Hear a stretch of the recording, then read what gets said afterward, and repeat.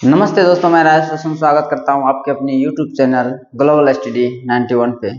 दोस्तों, आज मैं आप सबों के लिए जनरल कंपटीशन से रिलेटेड प्रश्न और उत्तर लेकर आए हैं और आज आपको मोटिवेशनल थॉट से मैं स्टार्ट करने वाला हूं। दोस्तों, आपको इस बात को जानना है और समझना भी है कि मोटिवेशन कुछ नहीं होता है, लेकिन कभी कभी कहता है ना कि जिस काम में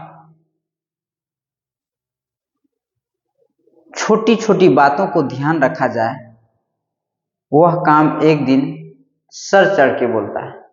तो दोस्तों, आपको इस बात को याद रखना है, ये मोटिवेशन वगैरह होता कुछ नहीं है, लेकिन कभी कभी ये मोटिवेशन इंसान की जिंदगी को संवार देता है। तो आइए दोस्तों, हम चलते हैं आज का थॉट ऑफ द डे की ओर। जिंदगी की कठिनाइयों से भाग जाना आसान होता है। दोस्तों, जिंदगी की कठिनाइयों से भाग जाना आसान होता है। जिंदगी में हर पहलू इम्तिहान होता है। डरने वाले को नहीं मिलता कुछ, जिंदगी में लड़ने वालों के कदमों में जहां होता है। दोस्तों, अगर ये थॉट आपको अच्छा लगा होगा तो कमेंट जरूर कीजिएगा, क्योंकि ये थॉट मैं बहुत ही सोच समझ के आपके लिए लाया हूं, क्योंकि हो सकता है ये थॉट कितनों का जिंदगी बना दे। तो आइए दोस्तों, हम चलते हैं आज का प्रश्न संख्या 1 की ओर, क्योंकि दोस्तों ये क्षण मैं बहुत ही इम्पोर्टेंट क्षण को आप सबों के लिए गंवा रहा हूं।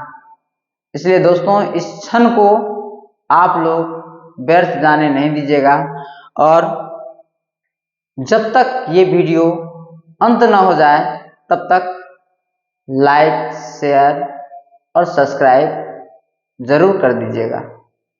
तो दोस्तों, अपने क्षण को न गंवाते हुए हम चलते हैं आपका ये प्रश्न उत्तर की ओर।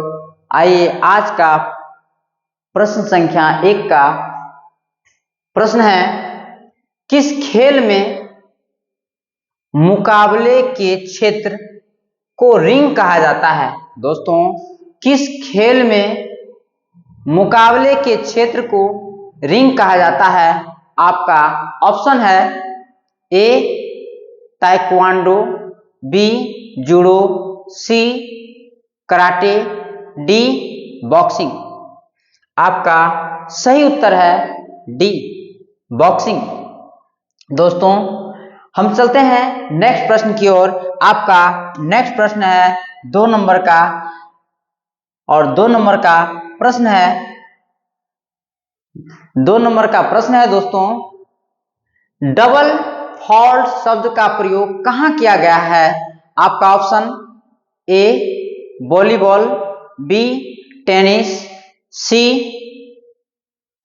अस्त्रुकर, डी कबड्डी। दोस्तों, आपका सही उत्तर है बी, क्योंकि टेनिस। और दोस्तों, आप तो जानते ही होंगे, इसका शकल सूरत से आप पहचान ही लिए होंगे कि टेनिस टूर्नामेंट का सबसे सुपर फास्ट खिलाड़ी सानिया मिर्जा जी थे। तो आइए हम चलते हैं नेक्स्ट प्रश्न संख्या 3 की ओर। और प्रश्न संख्या 3 है दोस्तों, बैक स्टिक शब्द का प्रयोग निम्नलिखित में से किस खेल में किया जाता है?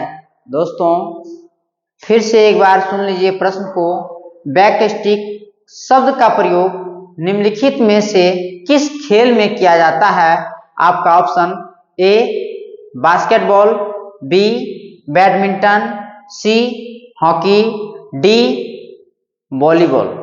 आपका सही उत्तर है सी। आपका सही उत्तर है दोस्तों सी, और जिसका नाम है हॉकी। दोस्तों, आप देखे होंगे हॉकी में जो छत्ता के बैट के आकार का जो बैट होते हैं उसी को हम बोलते हैं हॉकी। चलिए दोस्तों चलते हैं नेक्स्ट प्रश्न में। आपका नेक्स्ट प्रश्न है 4 नंबर का, और 4 नंबर का प्रश्न है दोस्तों, ट्रिपल में सफेद झंडा दर्शाता है। ऑप्शन ए ट्रायल वैध है, बी ट्रायल विफल है, C trial wind sport, D trial की अनुमति दें। दोस्तों आपका सही उत्तर है ए ट्रायल वैध है। चलते हैं नेक्स्ट प्रश्न, और आपका नेक्स्ट प्रश्न है 5 नंबर का दोस्तों, और ये रहा 5 नंबर का प्रश्न। निम्नलिखित में से कौन सा तरीका ऐसा नहीं है जिससे बल्लेबाज खेल में आउट हो सकता है। आपका option A bowled, B leg bye, C stump, D leg before wicket.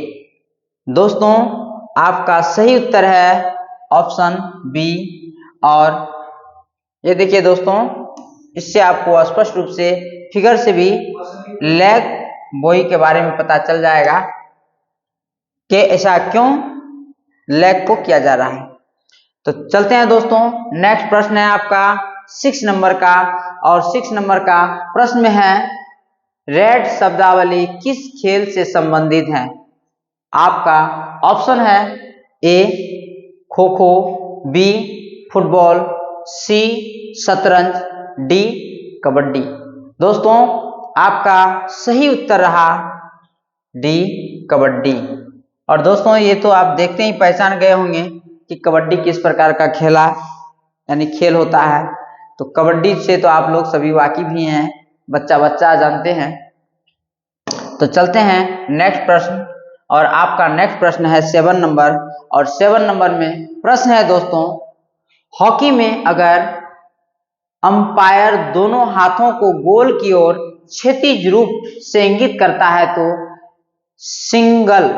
Signal का क्या मतलब है। दोस्तों आपका ऑप्शन है A free hit, B penalty corner, C penalty stroke, D goal score किया गया। दोस्तों आपका सही उत्तर है बी पेनल्टी कॉर्नर। तो पेनल्टी कॉर्नर दोस्तों किस प्रकार का खेल है वो तो आपको देख करके यह अनुमान लग गया होगा। अब चलते हैं दोस्तों प्रश्न संख्या 8 की ओर, और आपका प्रश्न संख्या 8 में है फोटो फिनिश शब्द निम्नलिखित में से किस खेल से जुड़ा है। आपका ऑप्शन है दोस्तों ए एथलेटिक्स, बी बॉक्सिंग, सी साइकिलिंग, डी शतरंज। आपका सही उत्तर है ए एथलेटिक्स। और एथलेटिक्स दोस्तों इस प्रकार का खेल होता है। चलते हैं नेक्स्ट प्रश्न में, और आपका नेक्स्ट प्रश्न है 9 नंबर का, और 9 नंबर का प्रश्न है हॉकी में अगर अंपायर दोनों हाथों को मैदान के बीच की ओर क्षैतिज रूप से इंगित करके संकेत देता है तो इसका क्या मतलब है। दोस्तों फिर से एक बार दोहरा देते हैं प्रश्न को, क्योंकि ये लंबा प्रश्न है जिससे आपको अच्छे से समझ में आ जाएगा। हॉकी में अगर अंपायर दोनों हाथों को मैदान के बीच की ओर क्षैतिज रूप से इंगित करके संकेत देता है तो इसका क्या मतलब है। आपका ऑप्शन है दोस्तों ए गोल स्कोर, बी टाइमिंग, सी गेंद खेल से बाहर, डी बुली। आपका सही उत्तर है दोस्तों ए गोल स्कोर, क्योंकि जब गेंद का गोल हो जाता है तो उस समय में अंपायर दोनों हाथों को मैदान के बीच की ओर क्षैतिज रूप से इंगित करके संकेत देता है। ये रहा दोस्तों, आप लोग देखे होंगे कि जब वो जालीनुमा आकार का होता है, उसमें गोल करना होता है बॉल को, तो उसमें जब फेंकने के साथ उसमें चल जाते हैं तो उस दरमियान गोल स्कोर हो जाता है। इसीलिए ऐसा किया जाता है। अब हम चलते हैं प्रश्न संख्या 10 की ओर। आपका 10 नंबर का प्रश्न है दोस्तों, वेलोड्रोम किस खेल से संबंधित है? आपका ऑप्शन है ए टेनिस, बी तलवारबाजी, सी मुक्केबाजी, डी साइकिल चलाना। दोस्तों आपका सही उत्तर है डी साइकिल चलाना। दोस्तों ये देख रही हैं साइकिल किस तरह से चलाया जा रहा है, और साइकिल तो आप लोग भी चलाते हैं, आप लोग ये तो बताने की जरूरत ही नहीं है। तो हम चलते हैं नेक्स्ट प्रश्न की ओर। आपका नेक्स्ट प्रश्न है 11 नंबर, और 11 नंबर का प्रश्न है दोस्तों, स्कोरिंग ए कैनन शब्द का प्रयोग निम्नलिखित में से किस खेल में किया जाता है? आपका ऑप्शन है दोस्तों A cricket, B shooting, C athletics, D विलियर्ड्स।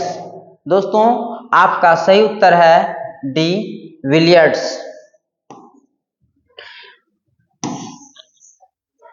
ये देखिए दोस्तों,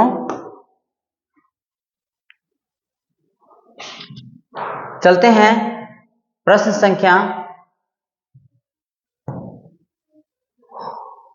दोस्तों आज इतना ही प्रश्न, 11 प्रश्न ही था, और मिलते हैं आपसे नेक्स्ट लेक्चर में। तब तक के लिए जय हिंद।